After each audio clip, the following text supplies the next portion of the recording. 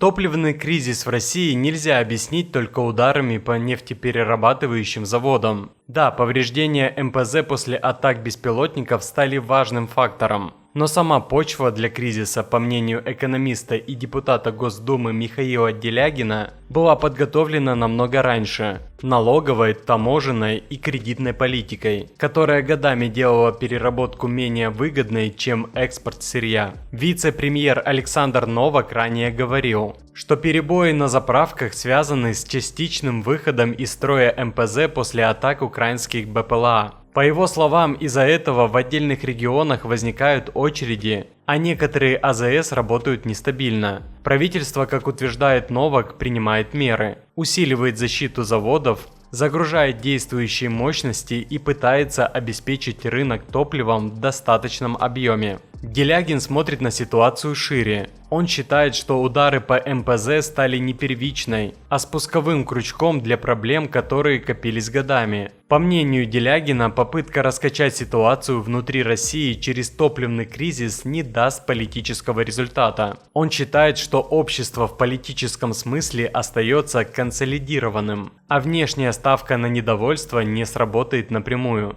Но при этом экономист подчеркивает, что недовольство возникает не на пустом месте. Оно опирается на реальные сбои внутри российской экономики. Делягин задает простой вопрос. Если нынешний кризис объяснять только ударами по МПЗ, то чем объяснить бензиновый кризис 2023 года, когда таких ударов вообще не было? Или кризис 2025 года, когда атаки уже случались, но не с нынешней интенсивностью? По его словам, сезонный рост спроса летом происходит каждый год. Но в 2022 и 2024 годах масштабного топливного кризиса не было, а в 2026 он возник. Значит, дело не только в сезонности и не только в повреждениях заводов. Главную системную причину Делягин видит в налоговом маневре, который был продавлен еще в 2017 году. По его оценке, эта реформа закрепила для России модель, при котором выгоднее экспортировать сырье, чем перерабатывать его внутри страны. Экспорт сырой нефти был освобожден от части бюджетной нагрузки,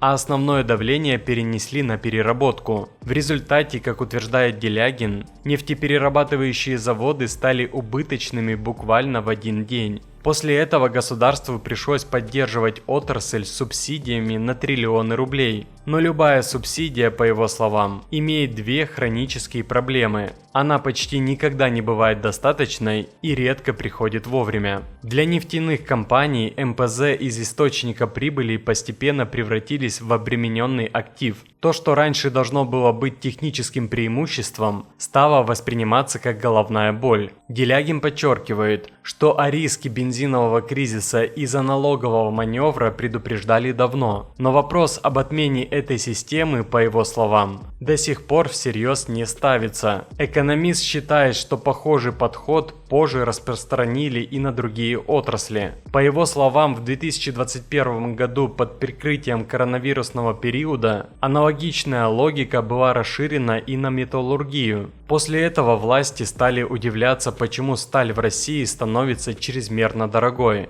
Делягин объясняет это все тем же механизмом. Если налоговая и таможенная система делает внутреннюю переработку и производство менее выгодными, то результат неизбежен. Национальные производительные силы начинают слабеть. И тогда любой внешний удар, будь то атака на МПЗ или логистический сбой, начинает давать гораздо менее тяжелые последствия. Текущие действия правительства Делягин описывает как попытку маневрировать теми ресурсами, которые еще остались. Государство перераспределяет запасы, меняет правила, разрешает выпуск топлива более низкого качества. По его словам, это может помочь закрыть часть дефицита, но создает другие риски, особенно для современных двигателей, которые чувствительны к качеству топлива. Он считает, что одним из вариантов могло бы стать массовое приобретение малых МПЗ в Китае, включая контейнерные решения. По его мнению, китайская промышленность способна производить такое оборудование в больших объемах, поскольку там не уничтожают машиностроение, а развивают его. Коммерсанты, как утверждает Делягин, подобные решения предлагают, Но бюрократическая система, по его оценке, блокирует такие варианты. Главная мысль экономиста остается прежней. Пока страна не перейдет от ослабления собственных производственных мощностей к их поддержке, последствия этой политики будут использоваться противником. Закупки топлива в Белоруссии Делягин считает полезной мерой, но не решением проблемы. Да, белорусские поставки могут облегчить ситуацию, но у самой Белоруссии есть сельское хозяйство, которое тоже нуждается в топливе. Кроме того, в стране всего 2 МПЗ. Они физически не способны компенсировать сокращение производства, с которым столкнулась Россия. Делягин обращает внимание еще на одну важную вещь. Общество не знает реального масштаба последствий атак по российским НПЗ. Официальной информации о сроках восстановления перерабатывающих мощностей нет. Он допускает, что на отдельных заводах ситуация осложняется не только повреждениями, но и кадровыми проблемами. По его словам, из-за вытеснения инженерных кадров иногда может не быть даже полной картины того, как быстро и чем именно ремонтировать поврежденные мощности. Экономист считает, что специальных героических усилий для выхода из кризиса могло бы не потребоваться, если бы изменилась сама система стимулов. Если налогово-таможенная политика будет поддерживать переработку и производство, а не экспорт сырья, субъекты экономики сами начнут вкладываться в восстановление и развитие.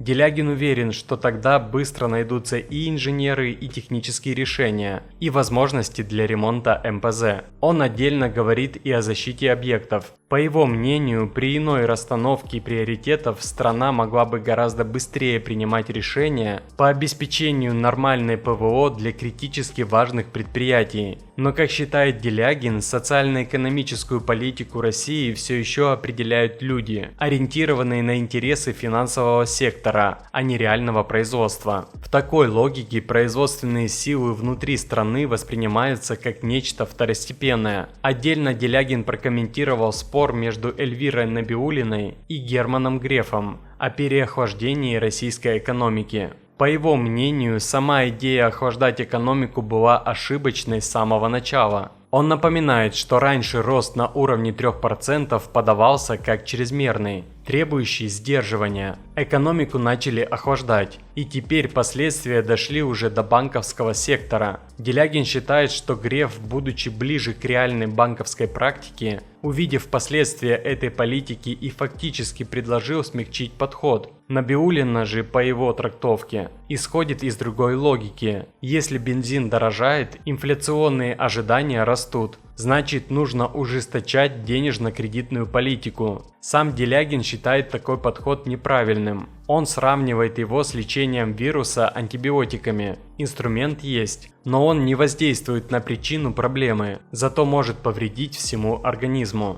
По его словам, Центробанк понимает, что значительная часть роста цен связана с произволом монополий, но влиять на это напрямую не может. Поэтому регулятор делает то, что умеет – ужесточает финансовые условия. В результате страдает реальный сектор. Делягин подчеркивает, что сама по себе ключевая ставка не является главным вопросом, если не меняется финансовая система. По его словам, рентабельность обрабатывающей промышленности в России составляет около 6%. При такой рентабельности кредит для промышленности должен быть примерно под 4%, а ставка Центробанка около 2%. Но если просто резко снизить ставку без ограничений финансовых спекуляций, деньги уйдут на валютный рынок, что создаст уже другие риски. Поэтому, по мнению Делягина, необходимо не просто снижать ставку, а ограничивать финансовые спекуляции. Он напоминает, что все крупные развитые экономики на определенном этапе так или иначе ограничивали спекулятивный капитал. В США подобные ограничения действовали до 1999